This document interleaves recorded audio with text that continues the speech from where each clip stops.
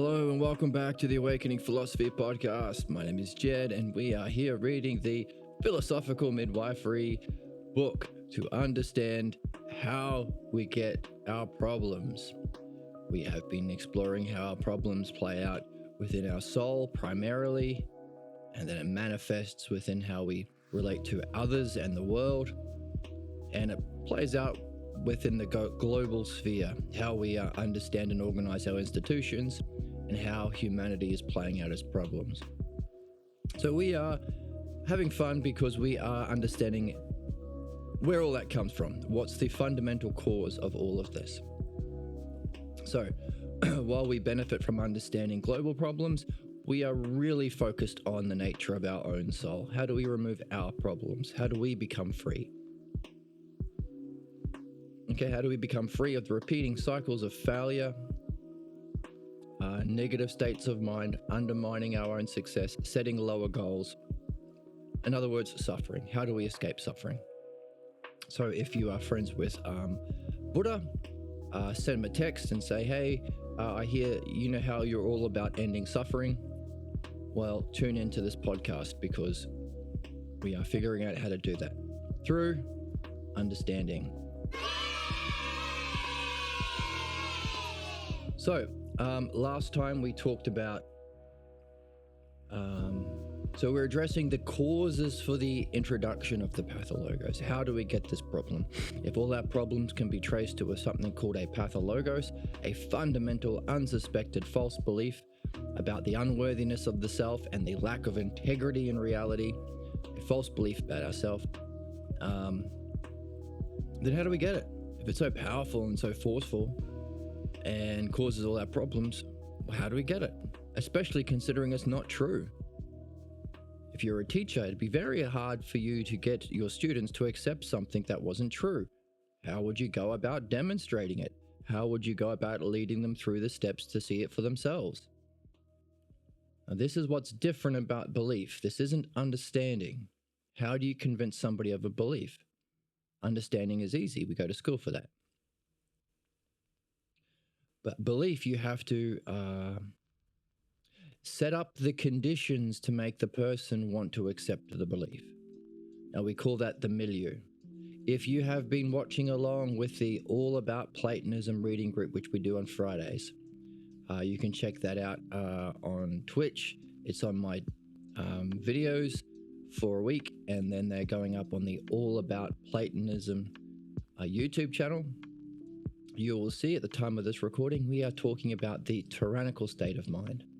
Now, hopefully, if you are reading along, or maybe you've been reading The Republic yourself. If so, if you've reached book 9 of The Republic, there are 10 books in The Republic, you will be reading about the state of mind of the tyrant.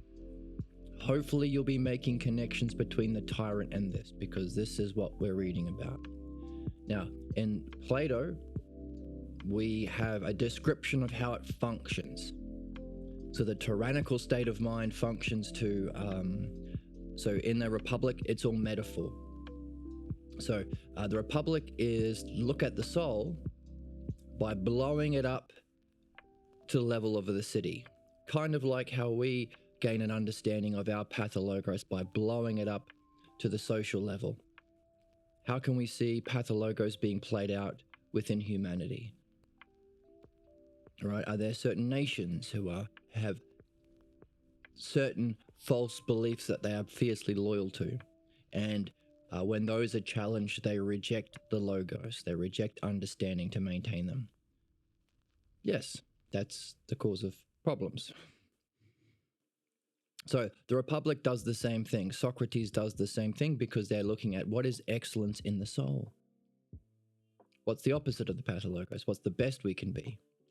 And to explain that, he takes the soul. He says it's hard to see, but let's use a metaphor of a whole city. Now, this is one of the key distinctions between reading Plato and being taught it through belief at school. Many schools teach Plato and teach the Republic as a political text. It isn't. It isn't. It just isn't. Which means if you paid a lot of money for your philosophy degree and they taught Republic as a political text, demand your money back. Ask to speak to the manager. Because it isn't. It's literally, Socrates literally says, and you can read it for yourself, this is a metaphor. We're not interested in the political state. We're interested in it as only a metaphor to understand our soul. So the different states of government we can have, he only picks out 5. Why? There are more sorts of government than just 5. Because he wants to use, he's selectively picking, because it's a metaphor, to represent the soul. In other words, there's 5 key states of soul that he wants to talk about. And my microphone seems a little bit low today, so let me just quickly turn that up.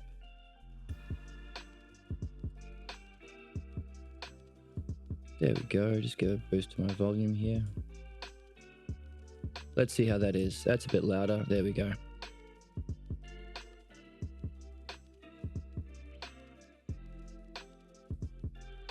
Neat.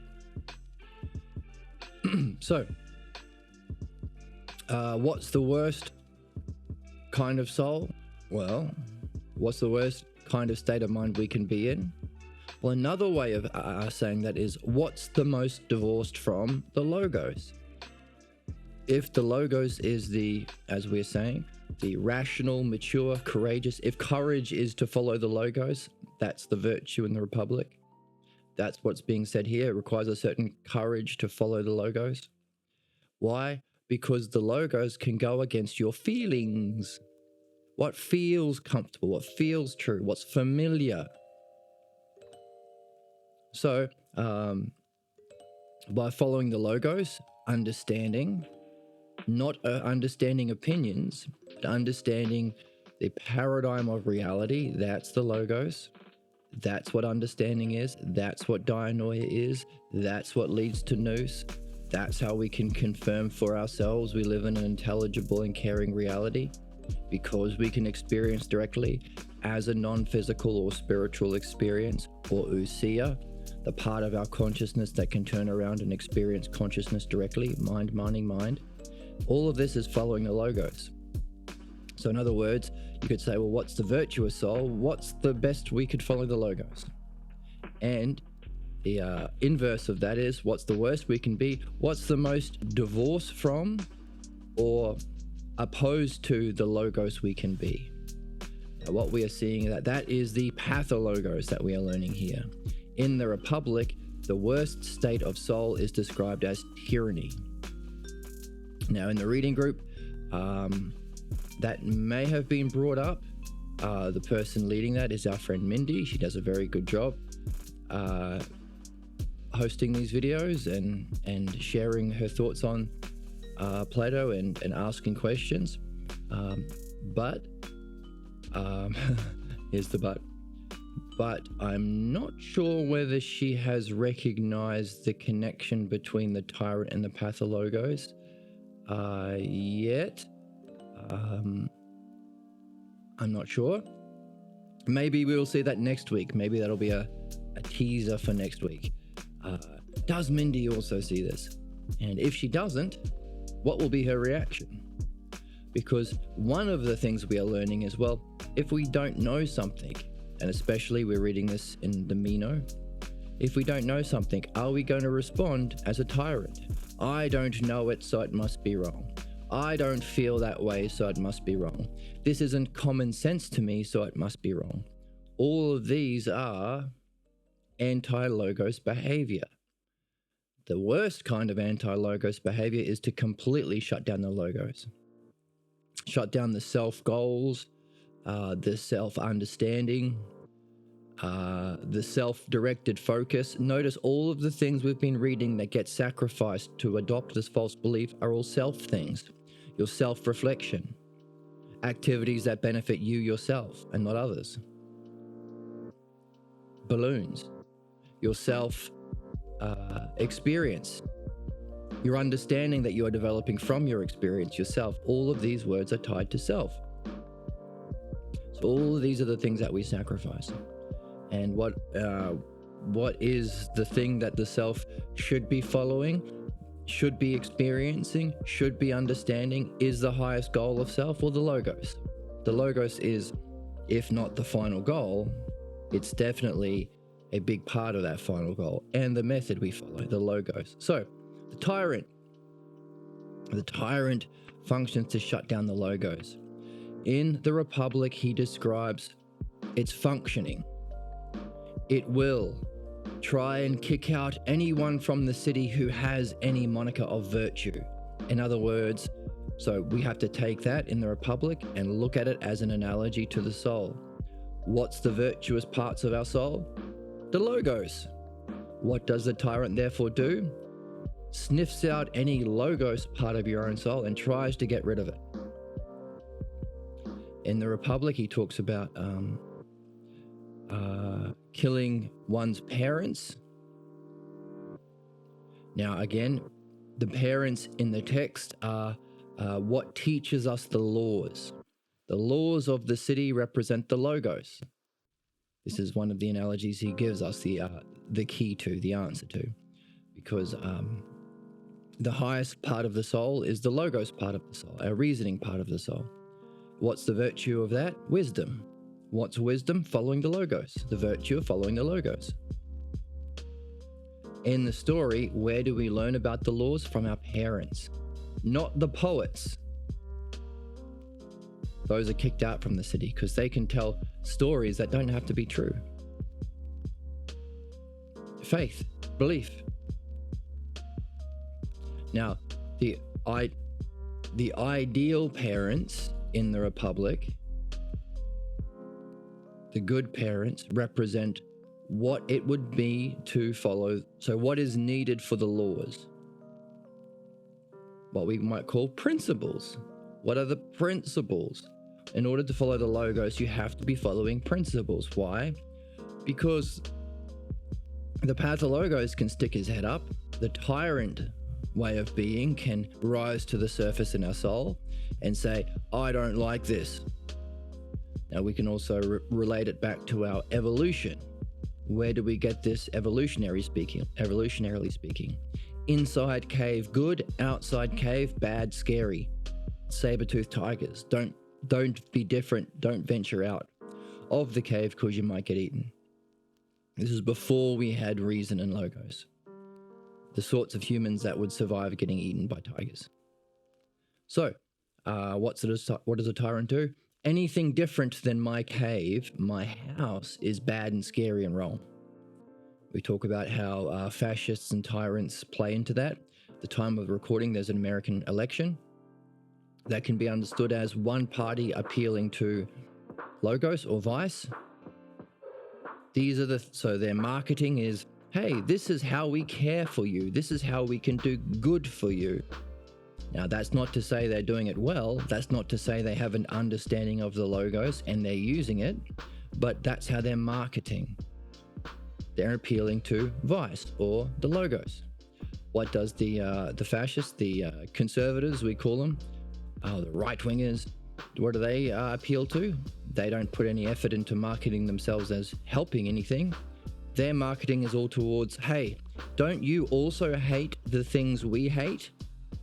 Don't you like the idea of taking away women's right of killing women by taking away their right to choose what they do with their body, which will end in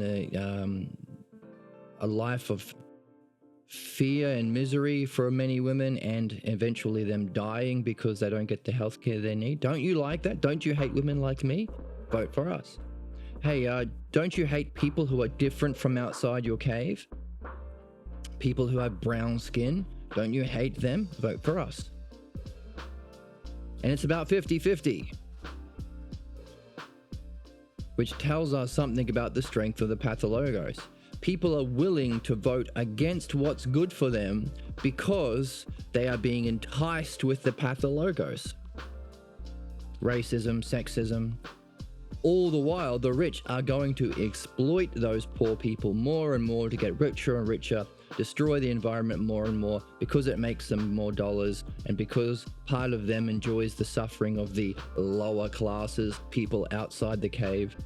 It's a culture built on hate for those who are different.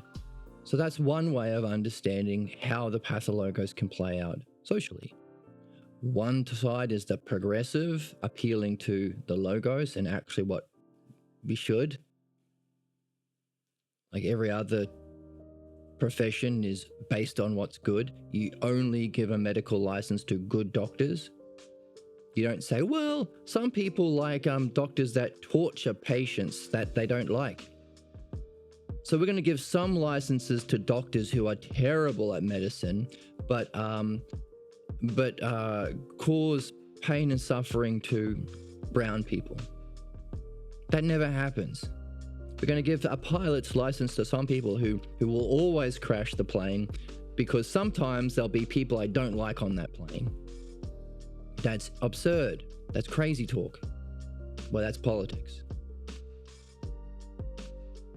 Politics that doesn't have a paradigm. There is a paradigm behind medicine. There is a system of understanding based on an ideal that can be used to benefit. That's an art for medicine and for flying a plane. We lack one for the soul. That's what we're learning here. We're learning the new paradigm of understanding human problems. We're learning the paradigm.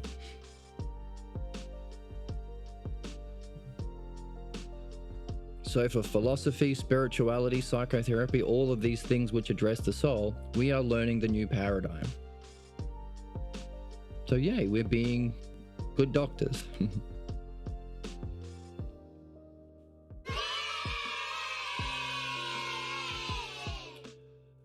So how do we recognize the tyrannical state of mind in the Republic, or the pathologos state of mind?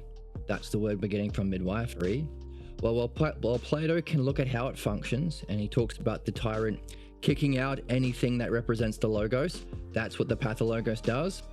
When you feel your pathologos state come on, your tyrant state, you'll tell people to shut up, no talking, accept my beliefs or else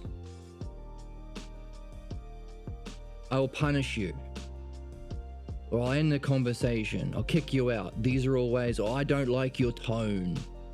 I feel like you're patronizing me. Your eyes are too close together. You have the wrong color skin. I get a bad feeling from this conversation. These are all nonsense, bullshit arguments used to silence the silence the logos, stop conversation. That's the functioning of the tyrant.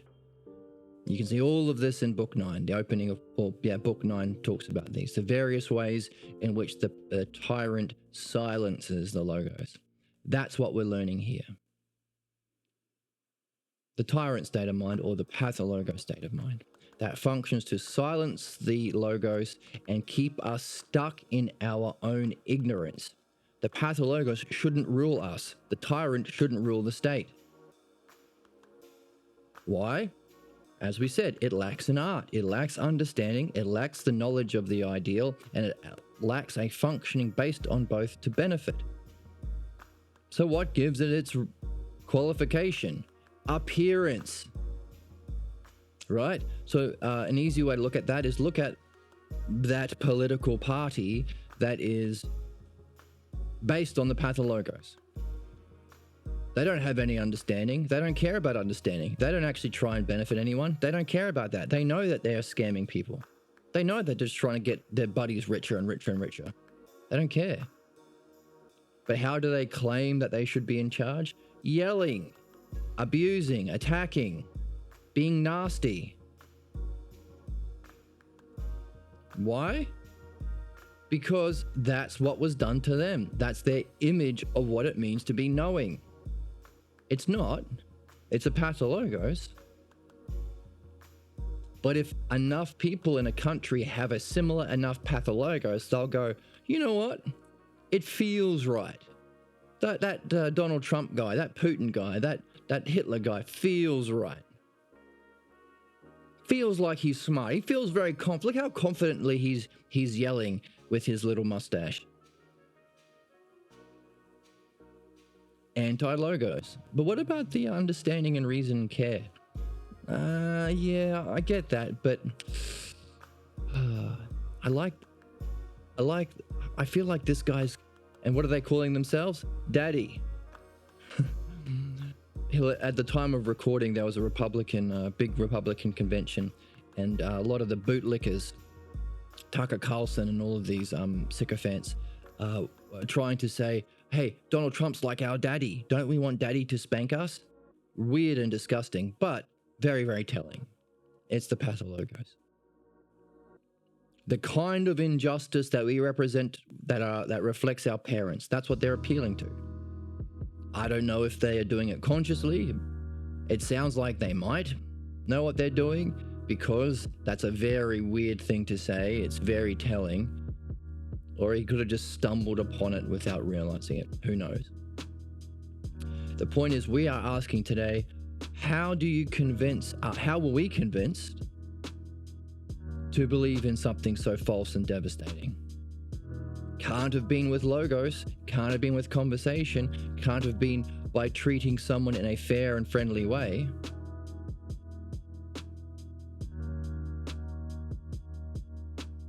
This is what we're reading. How do we get it? How do you convince people to follow a belief that harms them? How do you convince people to accept a belief that functions in a tyrannical way within their soul, their whole lives, and they'll pass it on to their kids maybe, and it will affect their death and their reincarnation probably?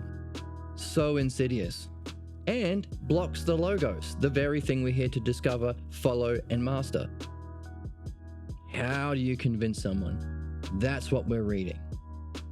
How did we get convinced? Because if we recognize this, and it's easier to see in others. That's why we talk about Trump and fascists and Hitler, and even why Socrates brings in an image of a tyrant within his book. It's easy to see when we blow it up to the human level, because soul is harder to see. That's the whole Republic. It's so hard to see our own soul, so let's pretend our soul is a whole city with a merchant class and a warrior class and a ruling class, and there's all these dynamics which represent the dynamics of the soul. It's easier to see in others, but we want to have the maturity, courage, and integrity to reflect on ourselves too. If it's a human thing, if it's a paradigm that all humans have to follow, then how do we use it to navigate our own soul? That's integrity. That's playing the game. So our question is, how were we convinced to follow? How do we get convinced to follow such a false belief that is so devastating and so opposed to actual truth, actual understanding, actual logos? That's our question. So let's jump in.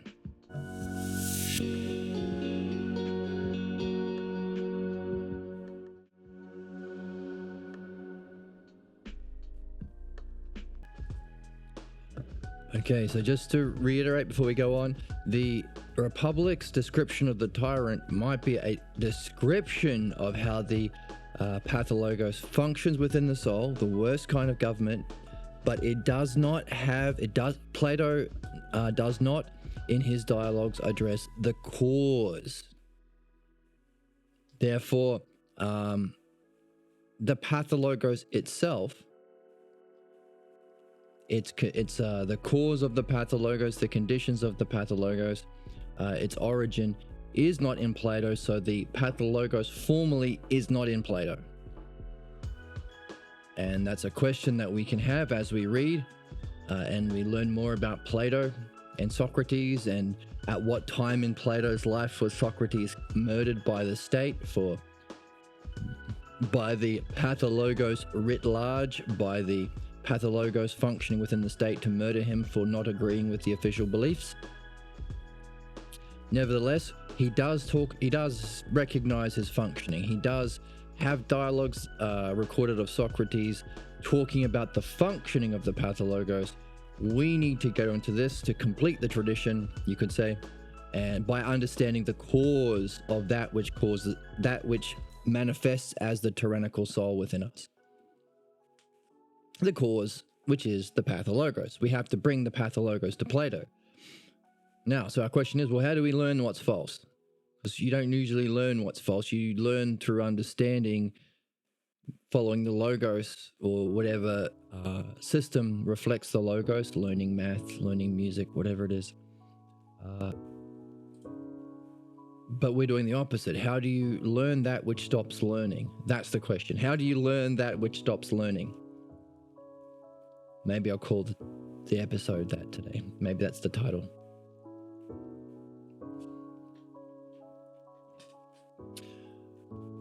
So, first of all, there are a few parental figures that can forfeit the opportunity to impose their beliefs. So, if you are in a position of authority, whatever it is, parent or otherwise, there is that urge where people are most receptive to come in and say, oh, here's an opportunity to push my dumb beliefs on people. Gives you a kind of a kick because you're sitting in daddy's chair. You're playing the Noah role. We need to forego that sick pleasure. So we can call it sadistic because it's a kind of pleasure that motivates us as human beings that is sick and causes sickness, causes the suffering of others, takes away benefit. So sadism by definition. It's few that will forfeit that opportunity when they're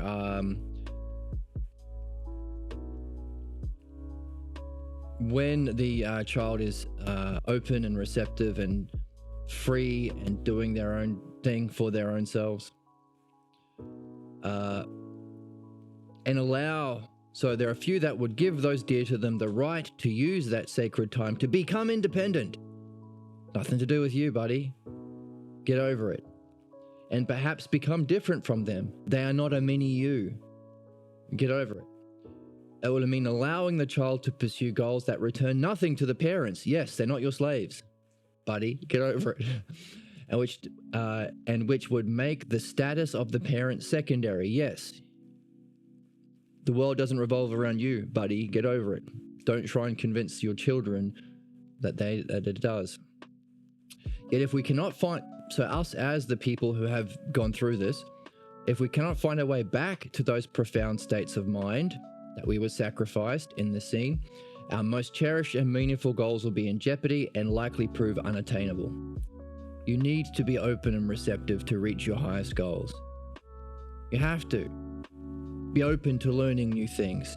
You can't be fiercely loyal to your ignorance, otherwise how do you learn anything else? That's why the right-wingers appeal to people who are most prejudiced, religious. You can't improve a belief that's always true forever.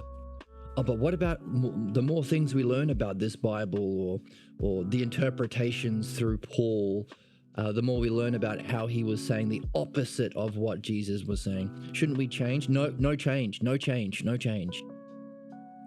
Same thing here. If you're not open and receptive to learning new things, how can you change and grow? If you can't change and grow, you won't reach your most cherished and meaningful goals.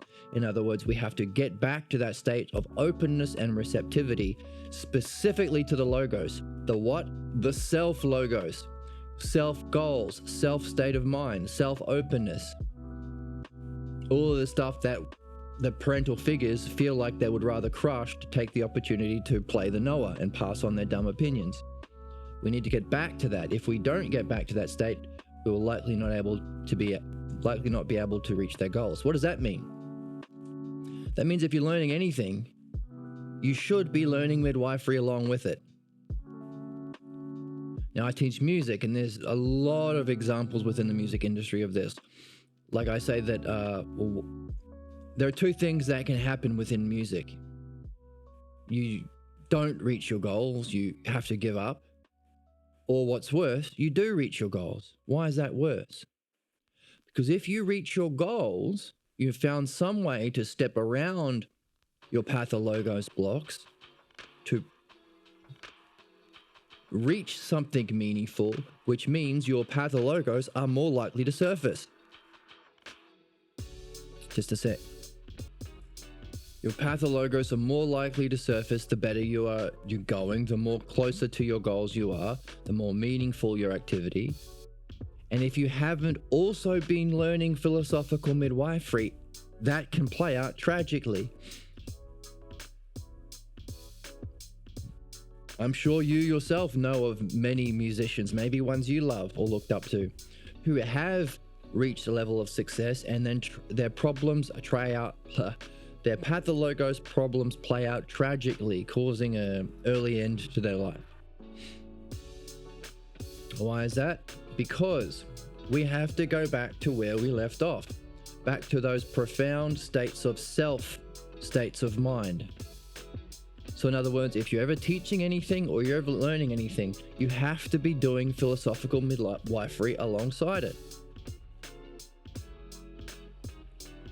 So if this is true, which it is, we should be doing philosophical midwifery every day at school before lunchtime.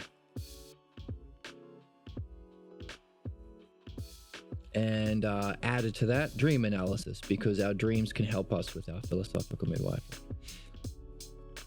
Consider, we talked about if the children are treated as if they're doing something bad each time they're caught absorbed in some sort of private reflection, self-reflection, or personally satisfying activity, self-satisfying activity, and they're only praised when doing some domestic chore or practical task for other, self and other.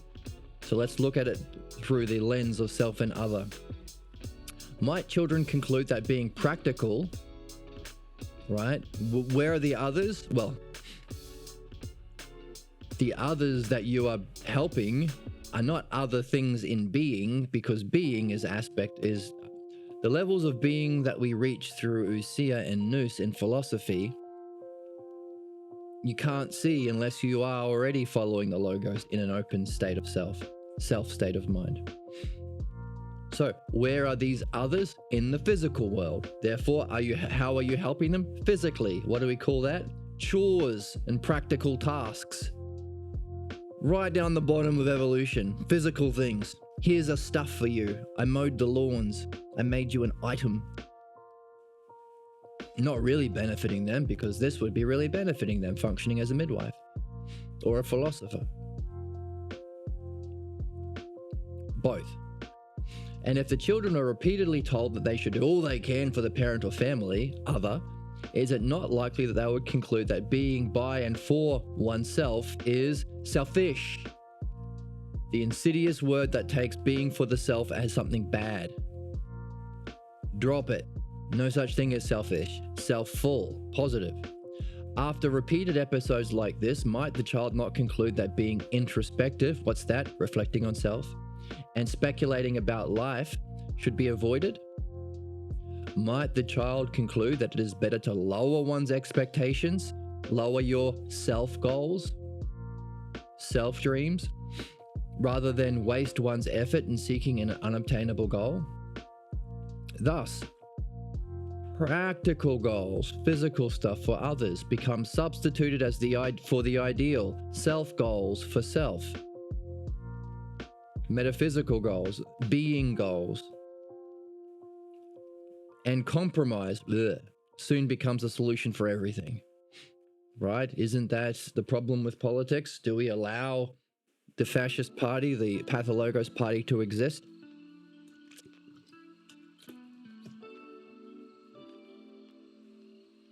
Does it happen with, do we allow fascist doctors? Do we allow people who have no medical skill, training or understanding or experience and just like to harm people? Do we allow them to be doctors? Do we allow them to be pilots? Do we compromise with them? No, of course not.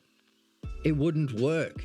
You wouldn't have medicine. You wouldn't be able to achieve hospitals. You wouldn't be able to achieve plane flight. You wouldn't be able to travel on a plane to a different country.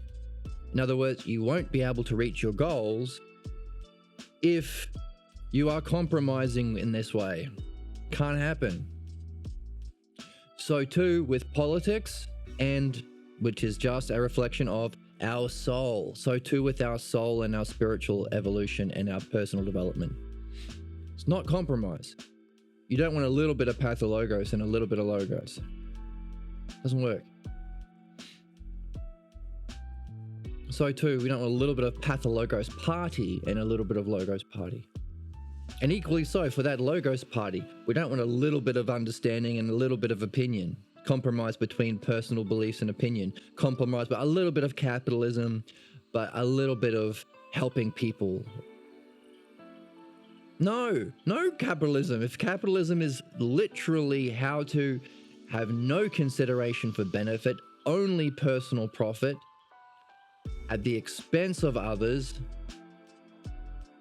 that's pathological. That's negative. That's bad. You can't compromise. You don't drink a little bit of poison. So even the Progressive Party or Left Party shouldn't be compromising either with the Pathologos Party or with the capitalist system itself. No, this is what's healthy. This is what we have to do. It's simple. And yeah, of course, as you reach your meaningful goals, the Pathologos will stick its head up. That's important. We have to address our Pathologos. Just as we set up systems that will benefit our planet and all of humanity, freeing us up from slavery to the Pathologos and the vices of the wealthy elite for their own sickness, when we sacrifice that to live in a rational, healthy, sustainable, free world, there are going to be people who are opposed to freedom and understanding and benefit that will go, I don't like this. I like the idea of murdering the brown people. Okay, that's important that you stick your head up and try and voice an opposition, because it shows us what we need to address. How do we learn about what causes that kind of behavior, the Pathologos, so that we can address it so it doesn't happen again? What causes a person to be sick? It's not just about putting band-aids on problems. So, compromise we want to get out of. And speaking of getting out of, there we go.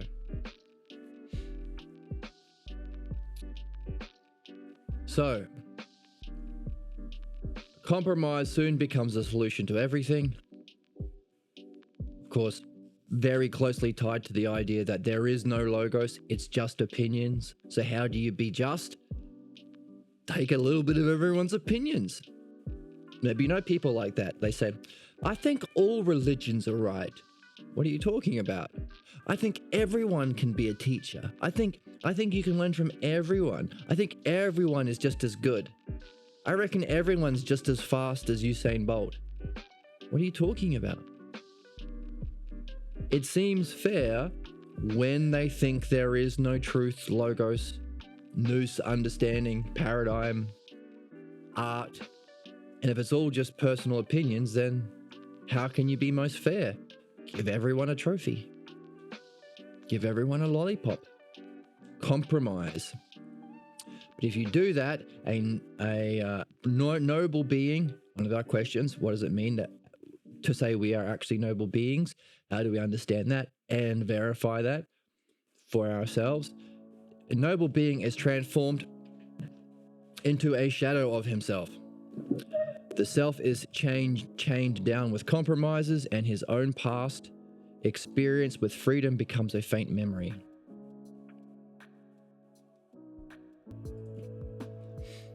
Okay. So our own past experience with freedom becomes a faint memory. Do you remember what it was to be free?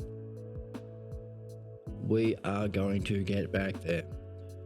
So we know that authorities take advantage of this moment of openness for the imposition of the belief. The imposition of the Pathologos follows the open state because the openness challenges the style of life that accompanies the Pathologos and threatens its very existence. It's a threat to the existence of the Pathologos and the way of being that they're quite comfortable with. I like being this way.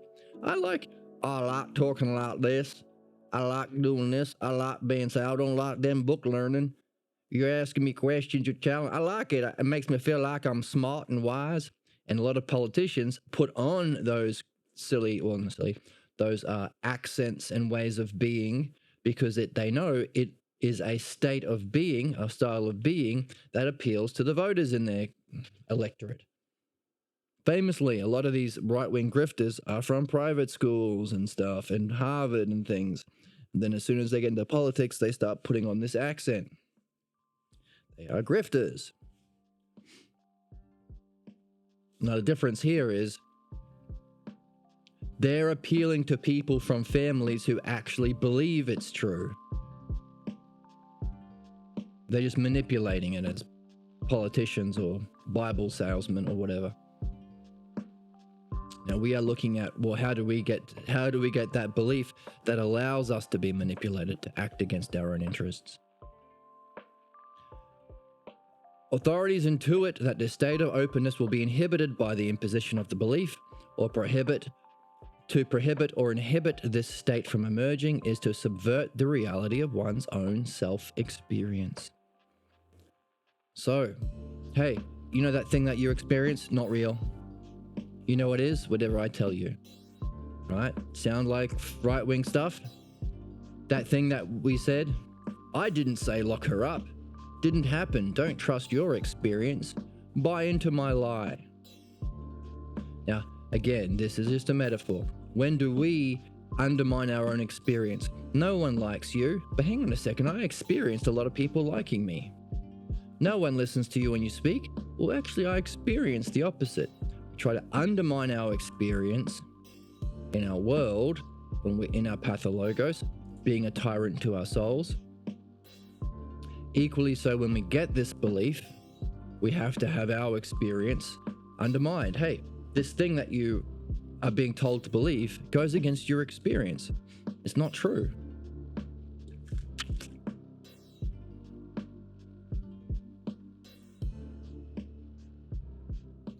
So we have to prohibit this state of openness and trust in self-experience, self-learning. It is for this reason that pathologos learning is always incompatible with one's development. That's what we said, right? Remember how we said, whatever you're learning, you have to also be learning the midwifery alongside it, because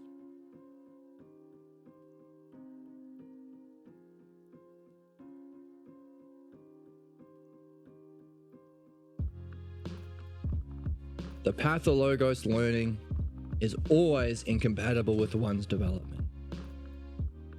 There are, of course, times when the imposition of belief does not have reference to that state of mind directly. So there are ways in which the tyrant or the pathologos parent can undermine that state of mind by not saying, get out of that state of mind, bad state of mind, I'll whack you. No. Can be subtle. Can be little underminings. Can be like a laugh here or there when you're in a good state. Still tyrannical, still opposed to self-goals, self-logos, self-experience, self-reflection for self-purpose. Just like in Book 9 of the Republic, tyrant isn't just punching everyone in the face. There is use of wine and parties, and use of wages and money, and hiring of mercenaries, and all these sorts of things, as well as the punching in the faces. To tyrannically hold to what? Beliefs. Because the tyrant in the Republic is about the soul. So, the belief does not have to, so the anti-logos and anti-self belief does not have reference to the open state of mind directly, at sometimes, yet the content of the belief clearly has reference to it as the object of the lesson.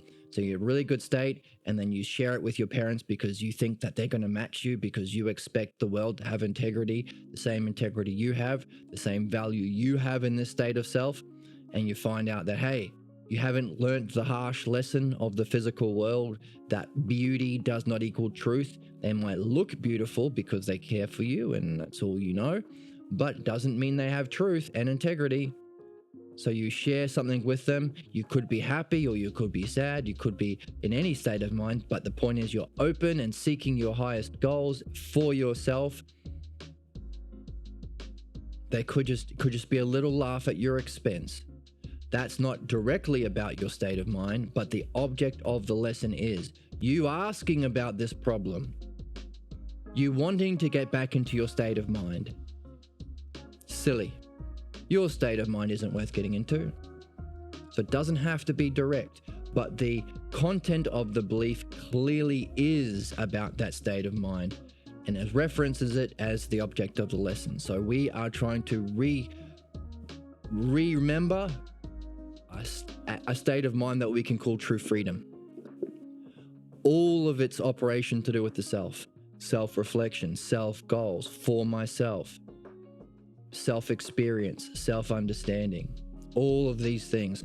So it's an open state of mind with reference to self. That's our freedom. That's what we need. If you're a coach, a teacher, a judge, a lawyer, a politician, anyone else, you need to be doing this every day alongside whatever else you're doing. Otherwise, you won't be able to reach the goals that you have. And even worse, if you do find yourself with people who are willing to listen to you and you're not doing midwifery, you might find yourself playing out this same injustice that was done unto you.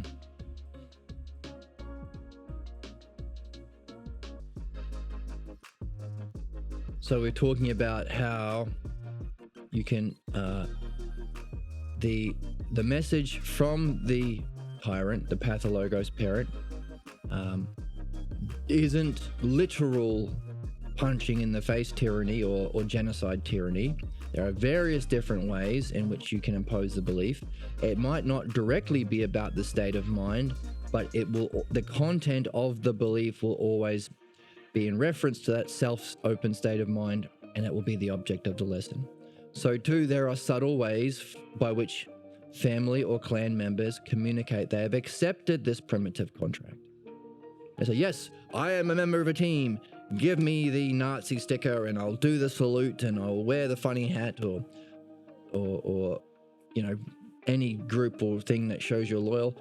I am a member of the Freemasons and I agree to wear the special underwear and dance the special, have the secret handshake, all that sort of stuff.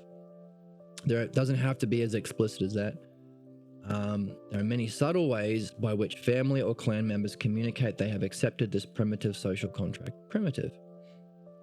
It's an early part of our evolution. Humanity is an early species that, because of the unique conditions of our evolution, we have evolved to the point where we have developed technology and understanding that can end our species and planet without having to first have learned about our psyche. In other words, our species is like a group of babies that have been given a revolver. This and the cause of our immaturity and irrationality, the pathologos. What's the cause of that? A acceptance of a primitive social contract. You need to have accepted this so that they can participate and become members of the family, the clan, or the tradition. A tradition, as we said, goes all the way back to caveman days. It is only with the acceptance of this contract that dramas of acceptance or rejection, rewards, or punishment can be played out. It defines the roles, sets protocols, and determines the kinds of relationships acceptable within its sphere, as well as with those outside its orbit. So you have to accept the contract for you to care about them using rewards and punishment. Oh, if you don't go along with what we're doing, you won't get a good seat at the church. Who cares? I'm not in on this kind of church. If I don't care about this, whoever the holy, let's say you're all worshipping, I don't know, Jack Reacher. If I'm not accepting that Jack Reacher is our Lord and Savior, I don't care if you're going to punish me by giving me a bad seat at this church. I don't care if you say I'm a bad Jack Reacher follower. So in other words, this acceptance or rejection, I'm not a true Reacher, Reachonian. I don't care unless I accept this contract. And there are lots of subtle ways of showing that you have accepted it. And the rewards and punishment, I don't care if you take away my good seat in church, if I'm not a Reachonian myself. It defines the roles, sets protocols, determines the kinds of relationships. So lots and lots of non-freedom stuff. These are what you can do within its sphere, as well as those outside its orbit. This is this is what we're not like. The skillful use of benefits, praise, love, intimidations, humiliations, exile, and coercion can be used to achieve states of mind acceptable to a particular group. That's the game. That's how we're convinced. The skillful use of praise, oh, you're a good boy. benefits, you get a good seat. Love, intimidations, or if you don't, I'm going to end this conversation. I'm going to kick you out. I'm going to make fun of you. I'm going to undermine you. I'm going to humiliate you. Exile, kicked out. Coercion. By the way, a reward can be the removal of a punishment. I'm going to be a nasty so-and-so to you right now. I'm going to be a bitch to you right now. But if you accept this belief I want you to accept, I'll stop being a bitch to you. These are all used to achieve the state of mind acceptable within the group. Be a grumpy asshole like the rest of us. I shouldn't use the word asshole because they serve an important function, a good function. Be a miserable mud dweller like us. Get down in the mud with us. None of this ladder of logos to higher development. Hey, we can't step out of this, so why should you? I've heard people talk that way. Well, I'm miserable. Why should other people be happy? Really?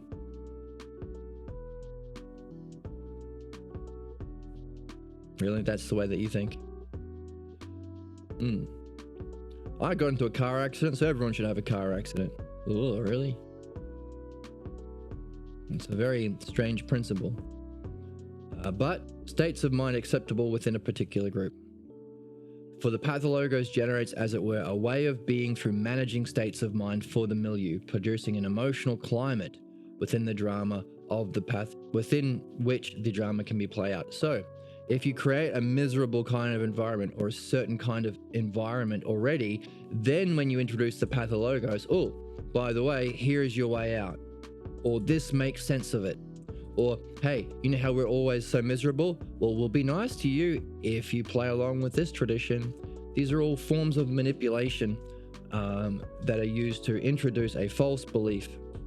That's the opposite of learning. Well, a kind of learning, but opposite of real teaching. However, to the degree that the milieu is itself dominated by the Pathologos, so there's a degree, the milieu is dominated by the Pathologos. To that degree, it is more difficult to separate from the Pathologos. Right? So the more the Pathologos infects the surrounding emotion, all the activities you do, the way of being, all this milieu surrounding, what's that? All the stuff surrounding, then the harder it is to separate from the Pathologos. So, I mean, you think of an example, let's say you're Jewish, but you're like everyday Jewish, not really Jewish, you're just like typical American Jewish, where, you know, I don't know, maybe you do Hanukkah, but not much else. Maybe you go to temple once or twice a year. Maybe that's about it. So the milieu isn't, the whole way of being in your life isn't dictated by that Jewish belief. Easy to step out. But if you grew up in a, I don't know what they're called, cabal? No, not cabal. What are they called? Those little communities, that rural communities, I don't know what they're called, kibbutz. Anyway, where everyone's fundamentalist, fundamentalist Jewish, and everything they do is about Judaism, and every moment they're carrying a Torah around with them, and the way they speak, their whole life, the whole milieu is all based on Judaism.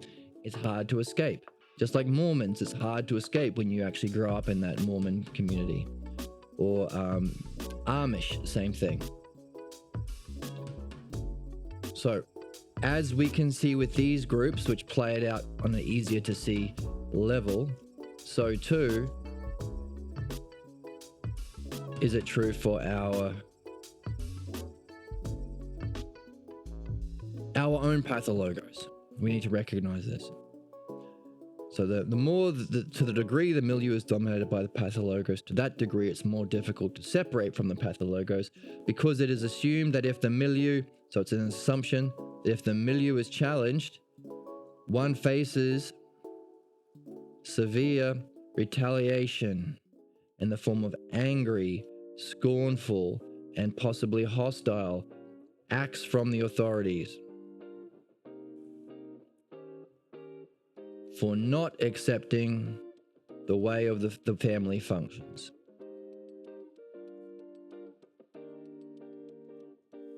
Ever been in a group before? Ever been in a group where there's somebody who's in charge? Maybe you've noticed that there comes a point where they feel a challenge to their idea of knowingness, their way of being that they're attached to, their fundamental beliefs, and then this plays out. An otherwise kind or rational person will become a tyrant. They will use and if you challenge their way of being, their way of seeing things, they will become angry, they will become scornful. Hostile acts will be played out for not accepting the way that the group functions. Now, why can we say that? Because every leader of a group comes from a family. This is a problem with groups, even philosophical groups. I've been in a bunch of different philosophical groups, and it always plays out. Always plays out. The group might have a certain level of success, but then these people will start acting out their problems. If they've been given any sense of authority, they will, because they come from a family. And this angry, scornful, and hostile way of acting towards people who challenge their perception, their way of being, their beliefs, their image of authority, whether it's them or the one that they are looking up to, they will act this way.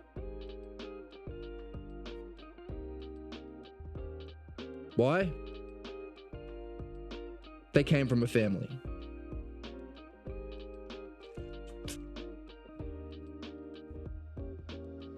There are various ways around it. Usually it involves it involves people who are more rational leaving the group, and those who have a family pathologos similar enough to those people leading the group will become sycophants, bootlickers, followers, worshippers, because that person's like, hey, yeah, I'll let you play the tyrant role like my parents, but every now and again, let me. Boxing clubs, there's an example. There are some sick boxing clubs. You'll have a boxing club, there'll be a ruler, a leader, and there'll be certain key members who have to obey that boxing teacher. They get to punch and be punched the way the ruler, the boxing coach says they have to, but they will get rewarded because every now and then there'll be a rookie, a new people who will enter the boxing gym, and the ruler will lie to them. I think you're really good. I think you've got natural talent. You should get in the ring with my star student. I think you could challenge him. I think you could be the next big thing. Really, it was a lie to get that rookie into the ring, so this star pupil who has been the slave to the tyrant. So I'm using tyrant and slave in terms of the metaphor to how it functions towards the logos. So we could say that which was the student to the boxing coach being the parent gets to be the tyrant to somebody else. They get to beat up the rookie. Happens often in boxing dream gyms or martial arts dreams. A little cookie thrown. And they'll say, oh no, it's because I want my star pupil to have confidence before going into the big fight. Not true. Bollocks. You confidence because you beat up someone who's unskilled? That's not real confidence. That's a lie. Same thing with groups. There'll be a certain person who has a certain personality who is more willing to be openly hostile and angry and scornful, and will use praise, benefits, love, intimidations, humiliations, exile, and coercion. More willing to kick people out, more willing to coerce and form pacts. That person will emerge, will try and put themselves in a leadership position. Why? Because humans have an urge to put themselves in a position where they can play out their pathologos injustice. Just the human condition. And then what will end up happening is the good people will leave, and the ones who remain are ones who are familiar enough with that and think, oh, well, that must be really why. It's because it's similar enough to their own personal family pathologos, family tyrant role. And every now and again, there'll be someone who comes in who challenges that way of being, acts rational, suggests some sort of self-reflection, suggests some sort of improvement, suggests they move out of that bubble or separate from the pathologos. And they will throw the ball to those people who have been nice, loyal slaves and say, now you can be a tyrant. Now you can crush someone the way you have been being crushed. Sometimes they don't even need a new person. Sometimes within the group dynamics, they will take turns at being the tyrant or the slave, the parent or the child being crushed.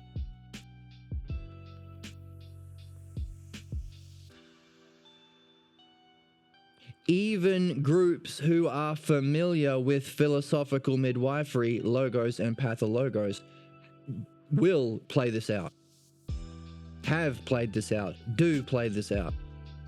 I know from experience. So what? So we can do better. We can use our understanding of this dynamic within the family and how it manifests out in groups, recognize that it's inevitable because every human being comes from a family. Doesn't have to be the genocide that the Israeli group is doing, the Jewish-based group is doing. Doesn't have to be the colonialism and military-industrial complex-driven exploitation that the American groups are doing, American families are doing. All human beings act this way. So what? If we can recognize it, not take it personal, not be immature and say, well, it doesn't apply to me, then we can understand it and anticipate it. Whatever group we're in, we can anticipate the inevitable playing out of this kind of dynamic, and we can set... Let's put it on the board.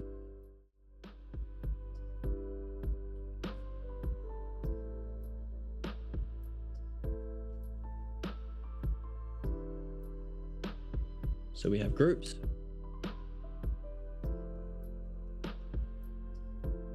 We can set out principles. Whoops. What's that? Oh, my screen warped. I wonder why. Oh, maybe it was this. No? Anyway. Set out principles that the group can follow to acknowledge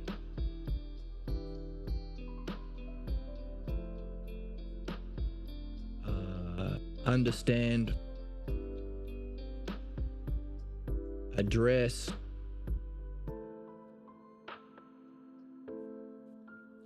and free ourselves from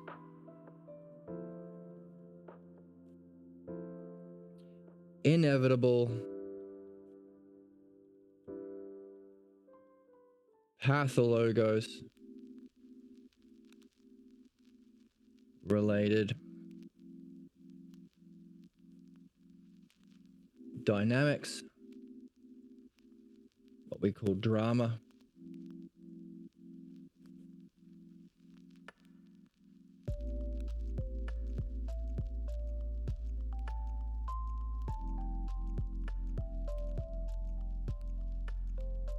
and conclusions. Failures that result.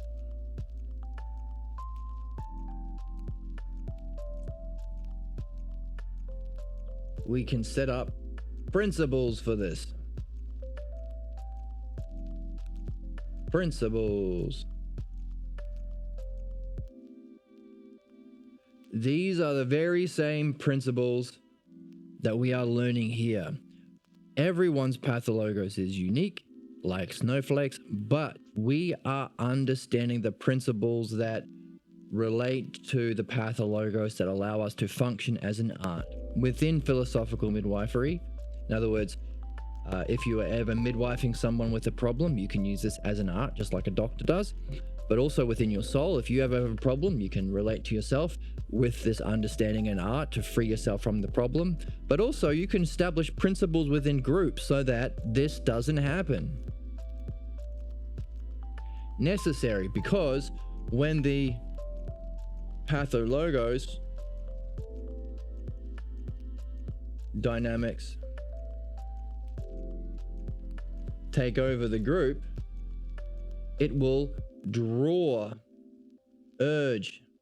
There'll be an urge to follow. So if you ask American voters right now, only because right before the election it's a hot topic, a lot of people have been asked, well, I understand that Kamala Harris is better for me, but I have an urge to follow this racist guy. I kind of like the racist stuff. Don't like talking about it. Plays out in groups. Why? Because we're human beings. Why? Every human being has to be developing and using philosophical midwifery principles. If you're ever teaching anything, if you're ever involved in a group, these have to be established and followed. Otherwise, you will just allow yourself to be a slave to the pathologos dynamics. Which way you want to go, this way or this way? That's the question.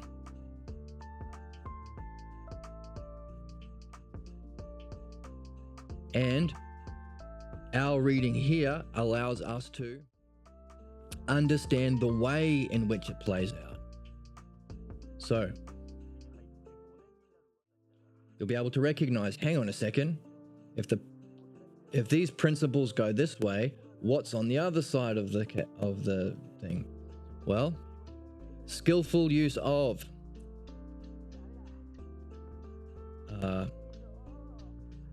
benefits, praise, benefits, praise,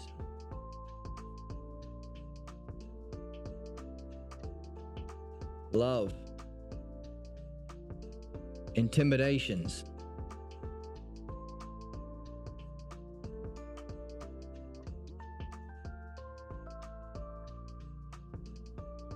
humiliations,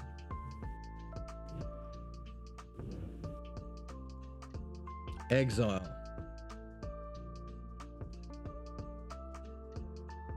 coercion,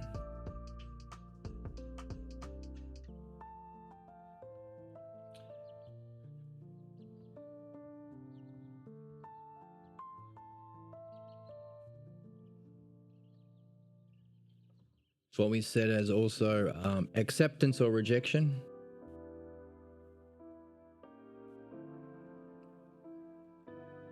Acceptance and or rejection.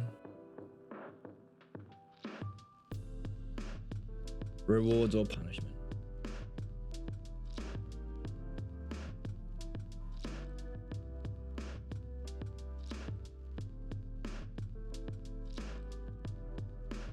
So what? So we are learning what were the conditions for getting our pathologos, and unless the people in the group are actively learning and following and engaged in philosophical midwifery and value it as a principle, so even if they're not at the end of their philosophical midwifery journey and are free, as soon as somebody says, oh, I think we might be in a pathologos loop, they follow the principles to acknowledge, understand, address, and free themselves from it.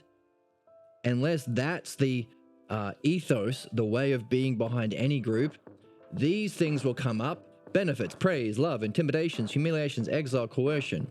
The skillful use of acceptance and rejection, rewards and punishment will be used to set up the State of mind.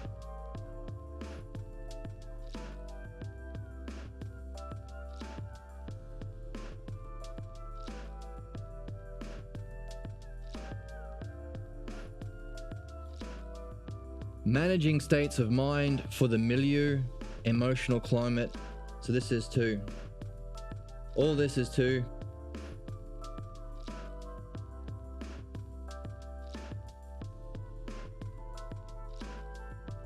Manage states of mind.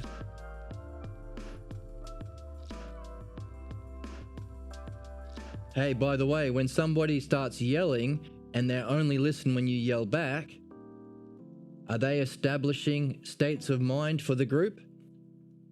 By the way, might they like the yelling because that's what happened when they were at home? That's how they know how to play? That's the game they're familiar with? Manage states of mind. Acceptable.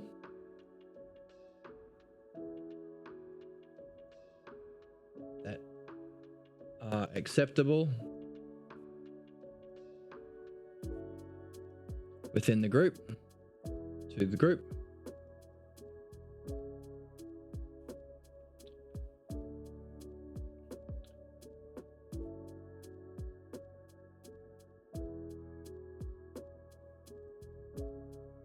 To achieve, to achieve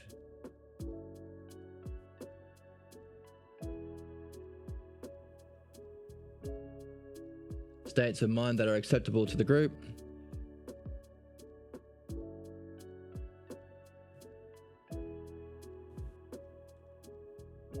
To manage states of mind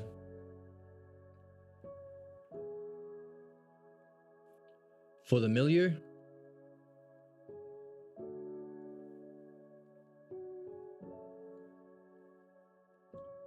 Which is the emotional climate.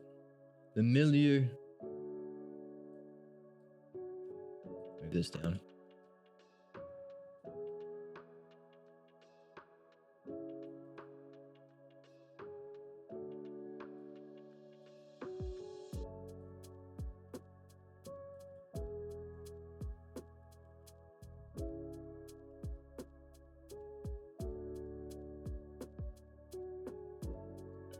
For the milieu, which is the emotional climate.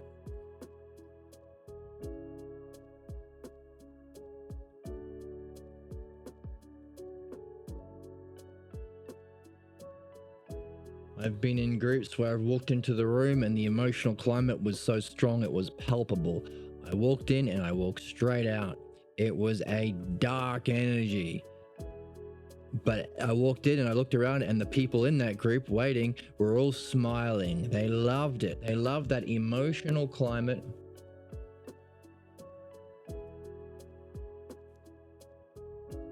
Which we call the milieu. Some groups bicker and distract and make petty comments. Other groups, that's not allowed in this group. Some groups go the whole way, far the other way, and they never say anything, a stiff upper lip.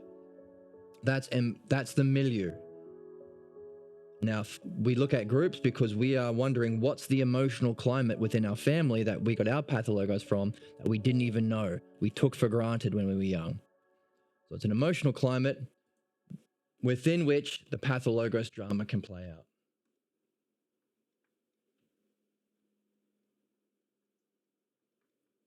Within which the pathologos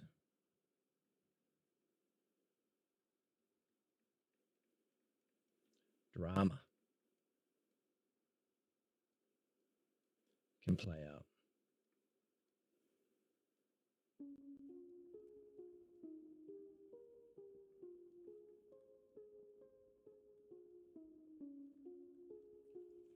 So if you've been a human being and you've been involved in a group, you probably recognize this.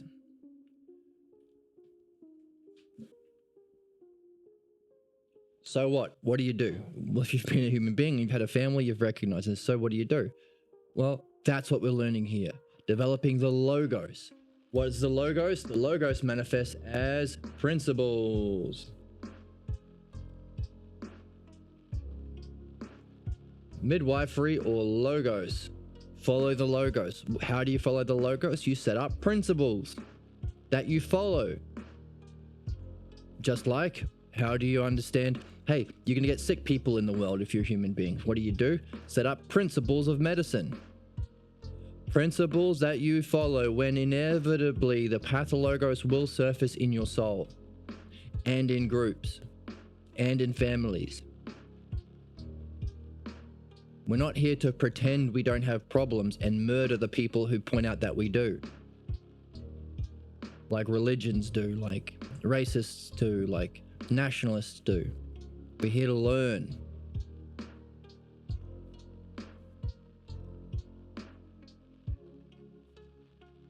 So these are religious apologists. Well, actually, your holy text said slavery was good, but now we know it's not. How can you say that your God was always right and never has to learn? Oh, but shut up. Every debate I've ever seen on YouTube. What do you mean shut up? You mean stop following the Logos? Why should I shut up? Oh, because I'm going to try and use things that I've learned from my family and upbringing, how to skillfully use benefits and praise. Oh, I'm going to be really nice to you when you are not questioning my religion. Oh, and I'm going to love you if you don't challenge me. Oh, and I'm going to intimidate you whenever you speak up. Oh, I'm going to try and humiliate. I'm going to try and make fun of you and mock you. Every single debate with a religious person and a philosopher that I've seen on YouTube, rational speaker, goes the same way. They all try to make friends with the audience to establish a group, so you can mock them and intimidate and humiliate them.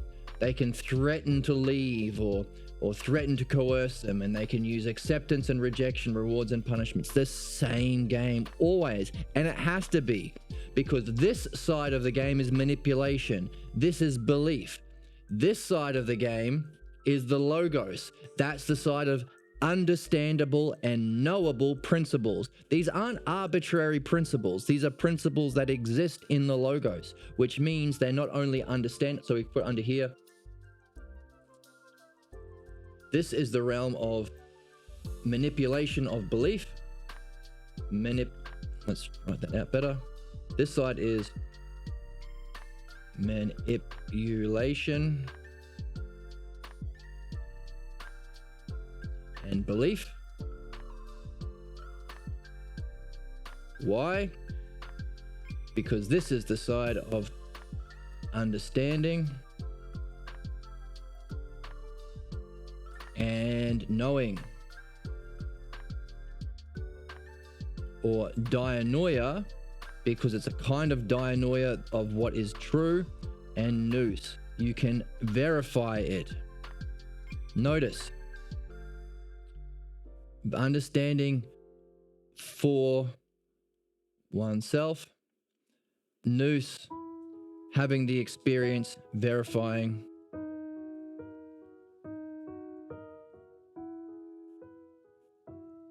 Oneself.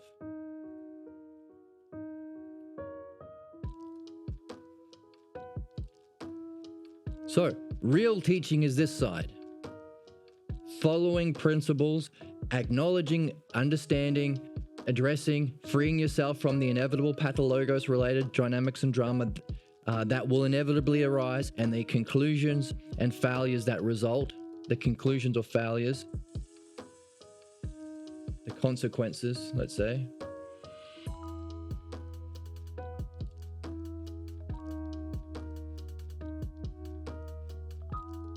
Consequences or failures, fate that will result. These principles you establish are not just made up. You are discovering them, but they are understandable for yourself. They are verifiable for yourself. That's the difference. That's teaching. This is a kind of learning called manipulation, because it's belief. It's no coincidence that Christian babies have Christian parents and Muslim babies have Muslim parents. Because you can't go to school to become a Christian. You either believe it already or you don't. Why? Because it's not something you can get through understanding. Understanding, it's not something you can verify. You can never prove that Mary was a virgin. You can't verify that. There is no understanding you can point to that shows that the world is 5,000 years old. It's a belief. It's a false belief. Now, if you happen to be Christian and believe that, then use a different example. Don't take it personally. Point to any one of the hundreds of other beliefs that you don't agree with and see how they are absurd. And you would never learn that. You either grew up with it or you didn't. Why? Because when you grew up, we looked at being dependent and having the image of authorities and all of these necessary conditions you had. But it's the use of all of these benefits, praise, love, intimidations, humiliation, exile, coercion, the skillful use of acceptance and rejection, rewards and punishments are all forms of manipulation to get people to accept a belief.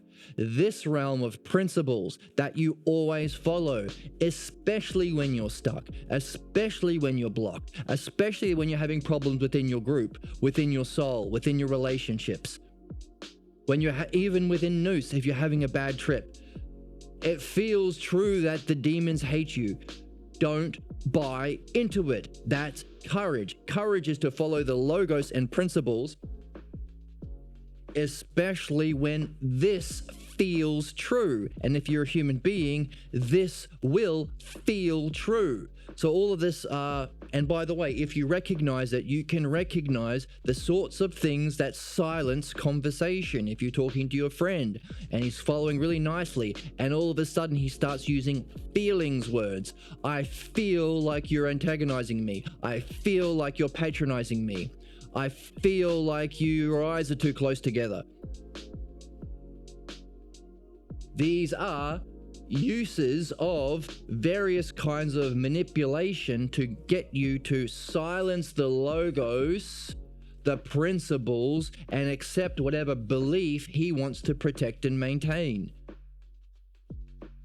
Every conversation with someone will follow this if you take them far enough. Why? Because if you follow conversation, you are following the logos. That's dianoia, where dianoia and the logos, or the dialectic, the correct use of the logos, the structure of the logos. Dialectic, if you follow it without any blocks, you will eventually reach nous, a non-physical spiritual experience of the soul experiencing the very thing you've been talking about. If you've been talking about what is true or what is justice or what is beauty, eventually it culminates in the experience, so you can not only understand it through dialectic, logos, and dianoia, but verify it in nous, or what we call enlightenment. But let's just call it nous, because enlightenment is a loaded word.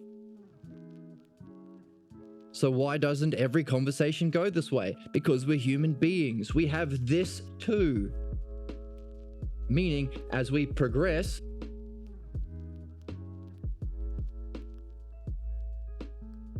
as we follow the steps of development, whatever it is you're learning, whatever it is you're teaching, there are going to be steps of learning the logos relative to your art, the logos of math, the language of math, the understanding of math, the logos of music, the logos of how to be a mechanic, the logos of medicine. So if that's the case, we can say as a principle, that's the logos, culminating on whatever the ideal is up here. For the logos, it's nous. So we'll say nous up here. Actually, there is something beyond nous, but let's just stay with the ideal, or nous, which is being. The ideal state of being. Notice the pathologos also has this, but it's the pathologos leading to the negative state of being. So as we see in one, we see reflected in the other.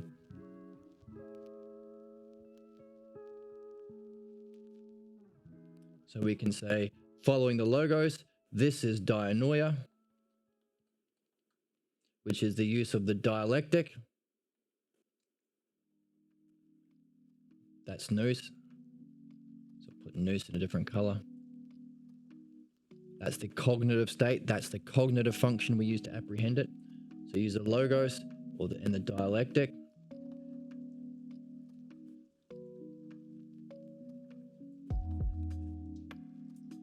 This is the following of principles. Principles that are understandable and verifiable. They're not made up.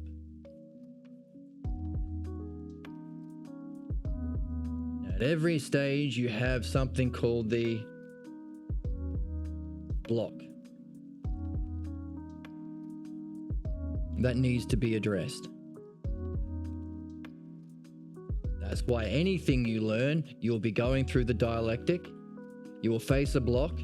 The block will manifest as this. So if you're talking to your friend about whatever, about the nature of God, let's say you've got a religious friend, you're talking about God with them, you can follow this. If the block wasn't there, you go all the way along to develop an understanding about what's true, culminating in a direct experience because you've been using the height of understanding, using what's true, the dialectic paradigm, focused on what's true with an open, curious, free state of mind that you had when you were a kid, all of which are the conditions formally of meditation, meaning you can culminate in the experience of that thing you've been focusing on. Why doesn't it happen this way? Because human beings have these blocks. They are going to be anti-logos. How does someone convince you to accept the block? They will yell at you. They will threaten you. They will coerce you. They'll threaten to kick you out of the group. They'll be mean to you. They'll intimidate you. They'll gang up on you. They'll humiliate you. Always. Always. Always. Unless you have established principles within your group or within your soul that you will always follow principles of the logos, especially when the block comes up. That's courage, because the block feels, right? This is when racist people or dumb people say, it feels true, or it's just common sense. Feels. It will feel true.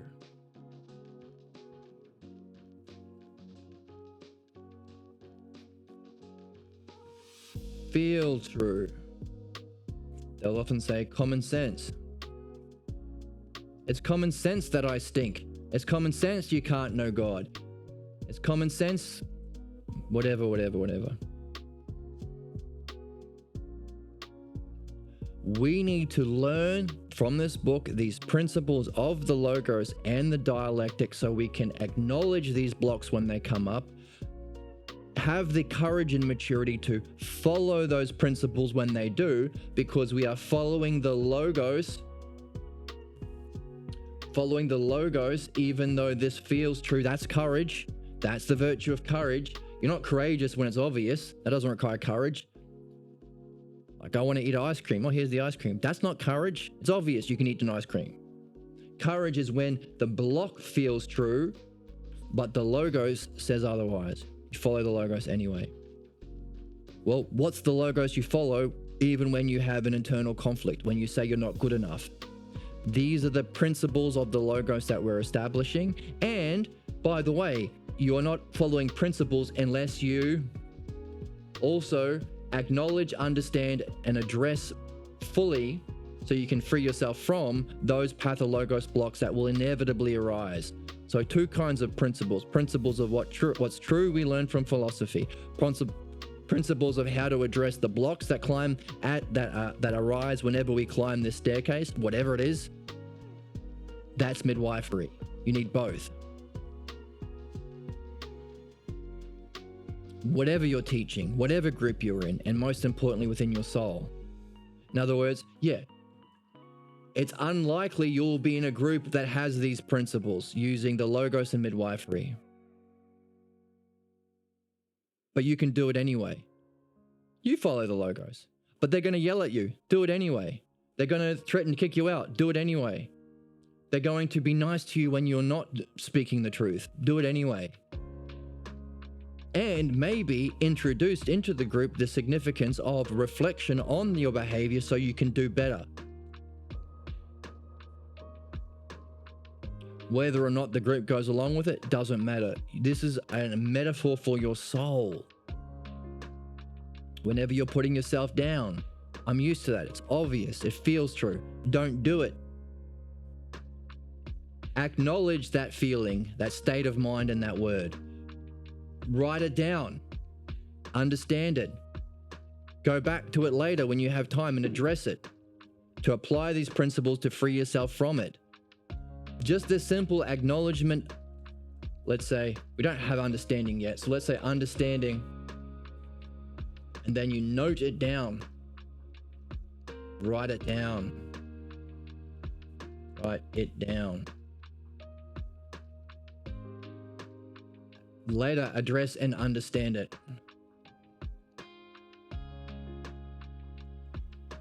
So you can free yourself from it.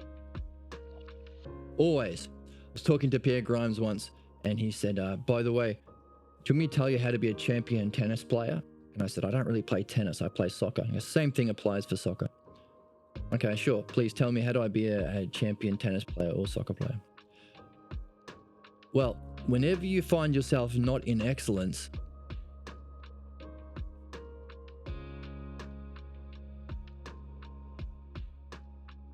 do this.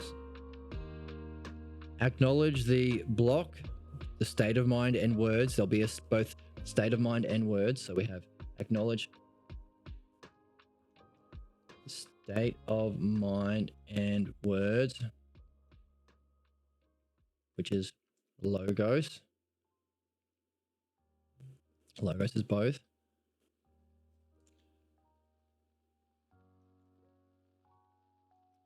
And then if you do that with honest promise to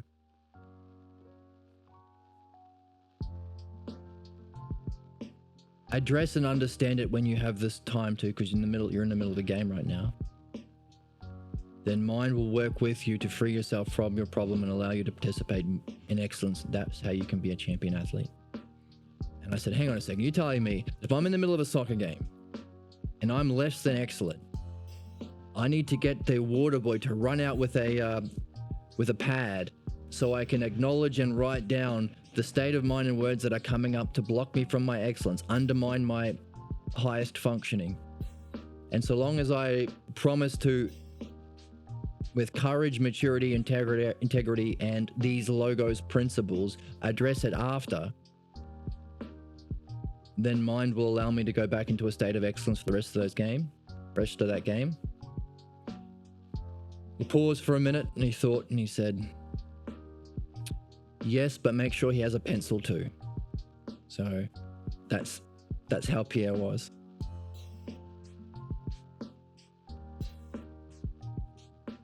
So important to recognize within any group, but also important because if you're a human being, you have to get involved in groups of some kind, but just you can have an understanding of what would it need to have its excellence, and to the degree that the group lacks these principles is the degree they're going to play out their problems. So the more rational and logos-based principles a group have, the better they're going to be able to achieve. The further they're going to go before this will come up. But unless they also are following the philosophical midwifery principles, this will come up and stop them at their level. Here and no further. Will happen. Always.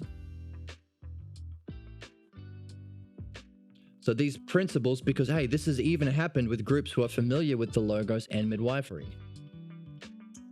Therefore, that's just not enough. Familiarity with it isn't enough. You have to also have established those principles and have established a courage to follow them. Otherwise, this happens.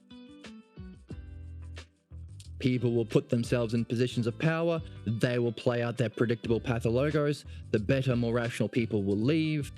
The people who are attracted to that kind of tyrant state will stay. They will be sycophants, worshipping or looking up to the injustice of the leader. The group will decline and distort and diminish and disintegrate. And every now and then they'll switch roles to give a little pleasure to those people who are the slaves. They get to be a tyrant for a little bit of time. Sometimes when new people come in, that will be an opportunity, like the rookie boxer going into the boxing gym. Inevitable. Unless you're doing this,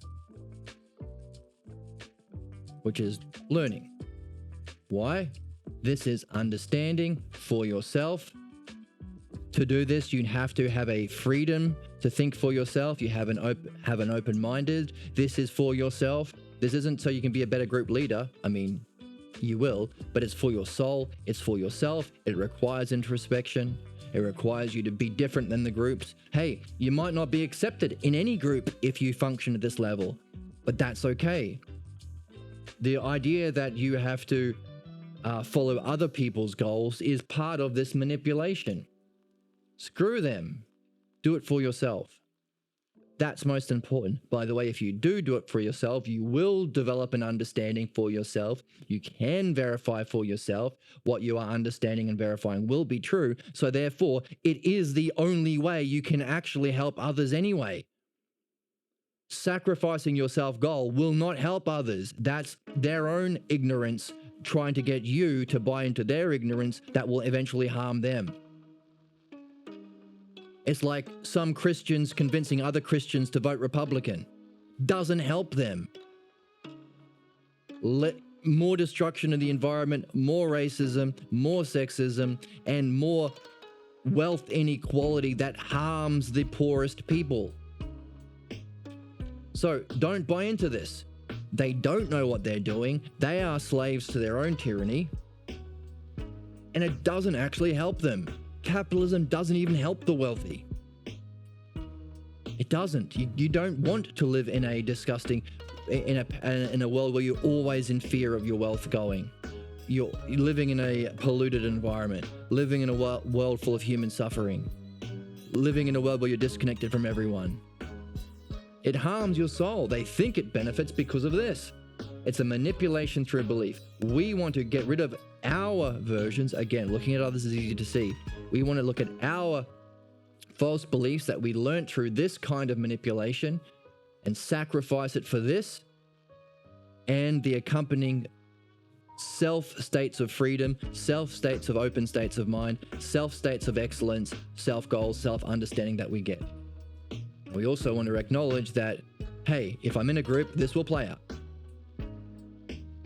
So, if you are in a group, I encourage you to master this as much as best you can, introduce this as principles, acknowledge this, say, hey, by the way, this is what's going to happen on one side, this is what's going to happen on the other side.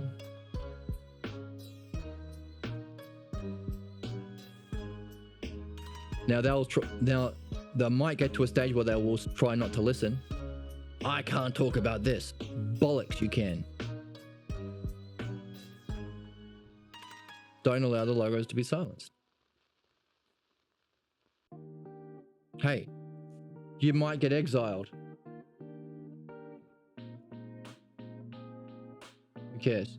You want to be accepted within a group that adheres to the Pathologos and rejects the logos? No, you don't. We are learning to be betterer. One of the words that we seek in philosophy is phronesis. That's a puzzle we have. What exactly is phronesis? One of the parts of the definitions of phronesis, the ultimate virtue that we seek in philosophy, is to always be trying to do betterer. Be betterer. Okay? Keep reading. Since the milieu is dominated by the Pathologos, why is that not yellow? Let's bring this color up. The milieu is dominated by the Pathologos. It follows that the Pathologos itself will be introduced as if it were rational and perfectly normal. Hey, it's normal to think this way. Haven't you seen what's happening? View of the world and oneself. There we go. There's our 1 and 2. World and oneself. So we've got our big 3 we seek in philosophy. the big triad.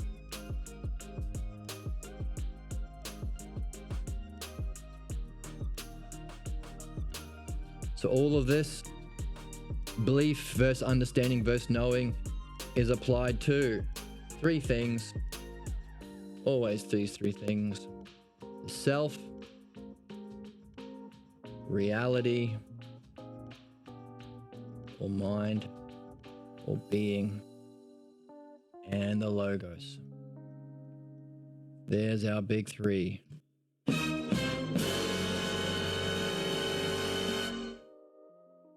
So what? So that's what we seek in philosophy, but also everything in philosophy is reflected in midwifery. Therefore, in order to get the truth about the logos, we have to remove the pathologos. In order to understand the truth about reality or the world or being, we have to let go of this false way of being, this false view of reality, the false view of the world. In order to become completely free is to be completely 100% yourself, to know and show yourself, which means we have to get rid of the pathologos view of the self. It's the game. And by the way, it's a game everyone's in. Notice, there are only two options in this group.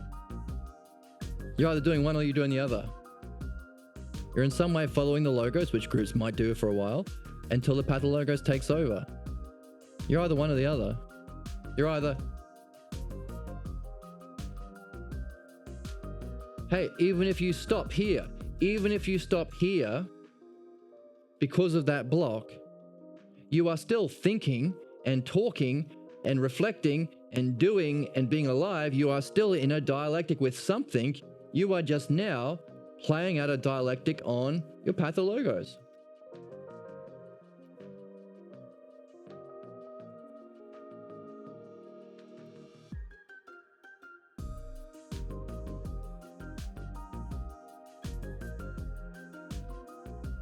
So we're in the game anyway. The question is, do you want to play it well, or do you want to be a true master, or do you want to be stuck in a tyrant-slave relationship with what's false?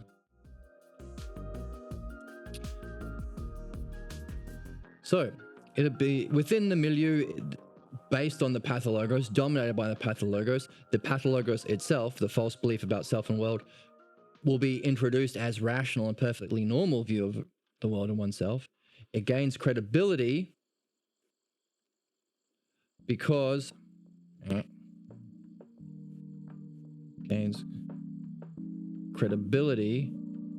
it does appear as rational. Interesting. All of those things in logos have to exist for the pathologos. There has to actually be a true rationality for the false to appear rational. So the existence of what's false, the existence of what causes suffering, the existence of the negative, implies the existence of the positive. For you to have a pathologos implies there has to be a logos, because how else can it appear to be rational? And it must be that our soul seeks the logos. We are all philosophers. Otherwise, how would we become loyal to the appearance of the logos? In other words, we're in the game anyway. It's just a matter of false or true, vice or virtue, sickness or health, logos or pathologos, appearance or reality. Any one of those questions is the same question. It does appear as rational. It seems as if it's an exception to the chaos of the milieu. Finally, it makes sense. For the authority appears, again, appearance all the way through, appears to have finally emerged, now they're telling, as a caring and rational being. So again, it's a tyrannical functioning towards the logos and yourself, self-goal, self-openness, but it has the appearance of caring and rationality. In other words, our problems don't come by just abuse or trauma. It can be the appearance. Even then, it's the appearance of finally emerging as a caring and rational being. So it's not a tyrant, it is a tyrant. Tyrant's how it's functioning. The image of caring will be interpreted in terms of the pathologos language.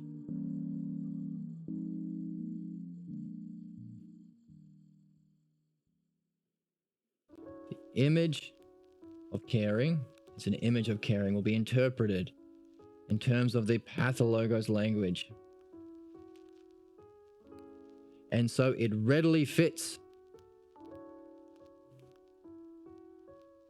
within the structure of the irrational. So you get a language along with the milieu that will be used to interpret things, right? For if it were really understood in itself, okay, so if we replaced appearance with understanding, the fraudulent nature of the appearance of caring would be realized for what it is. And we are also reading the Meno. This is something that Socrates is helping Meno see. Meno's idea of justice is based on the Pathologos. Good to my friends, people that are like my way of being. Bad to my enemies, harming my enemies, anyone outside the cave or the clan. That's his idea of justice. Very common ones. Invade the browns, more money to the whites. That kind of crap. Okay? But he says, by the way, what makes someone bad? Do they actually seek bad things? Because yeah, I think they do. That's why they're bad. They want bad things. That's why they're baddies. By the way, if you have bad things, won't it harm you? Yeah. Does anybody want themselves to be harmed? No. So it's not that they seek bad things. It's the difference between understanding for ourselves, and what we're reading here, understanding for itself, allowing you to recognize or realize for yourself what is actually good and bad, compared to using appearance and belief. So appearance based on belief to convince you that the bad is actually good, which is manipulation. There are no bad guys. There are just people who are in the realm of belief versus people who are in the realm of understanding, because people can be manipulated through belief to think that the bad is good and seek it. You can manipulate the poor people to vote Republican, which means more poverty, through manipulations of belief. Trump holding the Bible upside down. Very easy to do with people if you touch their beliefs. Hey, Trump hates women. Do you hate women? Yeah. I'm going to use that to manipulate you to vote for the people who are going to make you more poor. The difference between belief and understanding. Difference between this side and that side. Within your soul, are you following your beliefs that you got through these kinds of manipulations? Do you find yourself in life meeting a person who can use that to trick you? Do you walk away going, why did I feel like I was a bit of a slave to that guy? I was so weird, didn't feel like I was myself. He used the kinds of beliefs and manipulations that you are familiar with, which brought you back into your Pathologos. You want to become free of that, so you're never brought into your injustice. So you're never brought to be a tyrant or slave, parent or child. You are remaining as an adult, mature, rational, and free, which means you have to, not only to avoid this, you have to be doing something. You can't not do something like that. You have to actually do another thing. Establish these principles that we're learning, try and apply them at all times. Phronesis, excellence, virtue, including acknowledging, writing down, and promising to address and understand the blocks that come up that prevent you from your excellence. And engaging in philosophy also, that's the reading of the Balboa translations we do on the other channel. That allows you to develop dianoia and nous.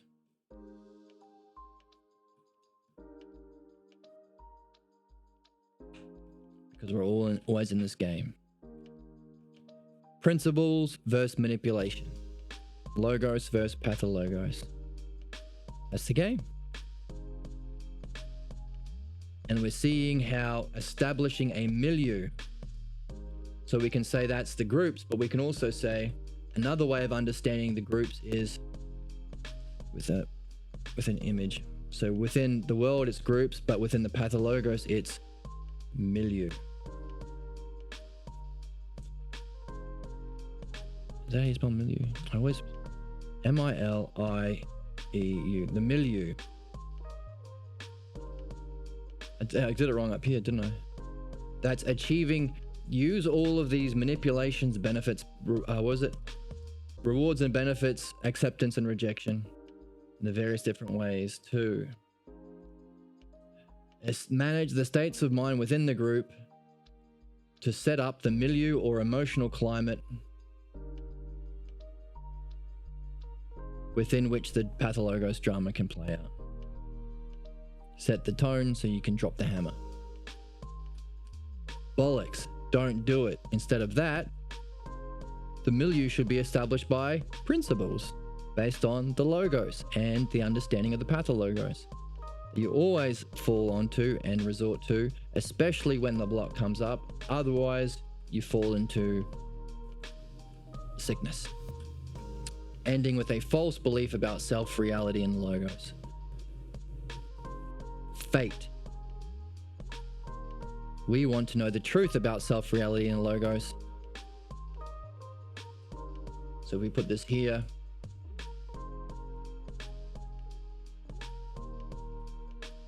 We can say this is our destiny. Let's use a better color than that. Our destiny.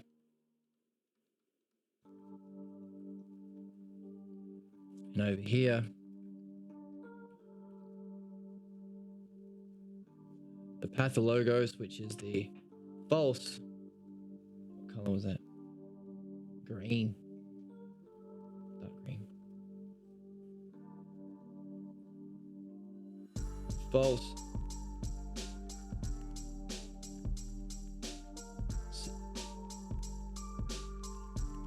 End up attached to and identified with a false image of self.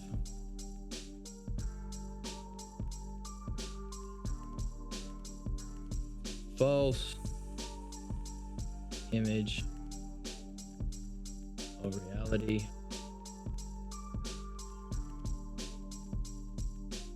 And the Pathologos.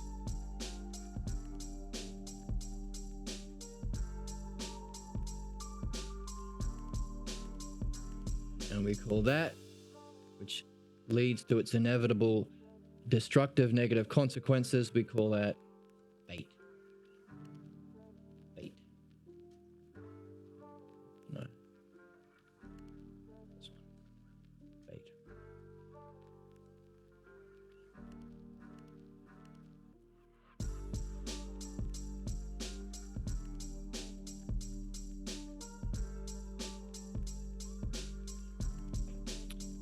So, down the bottom at fate, the false image of self, false image of reality, and the Pathologos, we want to reach through following the principles using logos and dialectic, dianoia, confirmed in nous, the truth about self-reality and logos, that's destiny. And we are seeing the significance of establishing in these forms of manipulation, that's how we get the false belief. We've already talked about the preconditions, being young, being dependent, still having images of authority. But these also are the techniques, the manipulation used to pass on the beliefs, but that have to be played out within an established milieu, an emotional climate within the house that sets the stage for the Pathologos drama to be dropped on your head, where you sacrifice your own self goals, self-truth, self-knowing, and self-freedom that we have to get back to and pick up again. Otherwise, we won't be able to reach our highest goals. We have to go back to pick up where we left off. So today we understood the techniques and the atmosphere or milieu conditions. And we also reflected again on the stakes and the fact that we're in this game no matter what. And we walked away also with a principle that we can apply to our groups, our job, the bands that we play in, our classes that we teach. Always this: because you're either one or the other. Establish these principles of the logos and how to address pathologos when they arise. Otherwise, you're going to get stuck. Make sense? Do it within your soul. Live it in your life. Play it out in the groups if you want, but most importantly, I mean, if you want the group to survive, this is what has to be put in. Like if it's worth saving. Otherwise, you can always put it in your soul, no matter what anyone else around you is doing. So, on that note, I hope that was fun and interesting. I hope you gained some insight. I hope you gained some things to wonder about. Thank you so much for joining me. As always, follow on Twitch and YouTube, and you join the Discord. You'll get a notification when we go live. Everything is free. But you are willing to donate if you want to. And I hope to see you next time. Thank you so much for joining.